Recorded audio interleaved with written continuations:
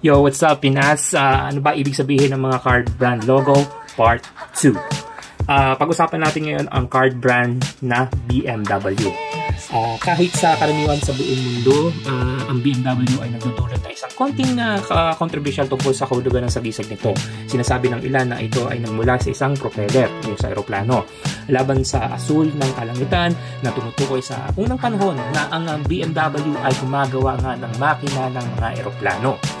Ang tunay na kahulugan para sa BMW ay sa katunayan, at sana may pagbigas ko, ay ang Bayerische Motoren Werk.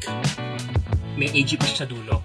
Or in short, Bavarian Motor Works. Ang kumpanya ay pinalitan ng pangalan mula sa Rapp Motor Work noong 1928, at ang paunang emblem ay may sakripisyo siya na BMW sa loob ng isang itim na panlabas sa bilog, at ang mga asul at puting panel ay dinagdag sa ibang pagkakataon sa loob ng isang gitnang bilog at kumakatawan sa bandila ng Bavaria. Ngayon, ang BMW emblem ay halos kaparehas ng nakaraan na may kaunting pagbabago sa font ng kulay at sa font ng kanyang shape. So, Kapinas, ang BMW ay hindi British Motor Works kundi Bavarian Motor Works. So ngayon, peace!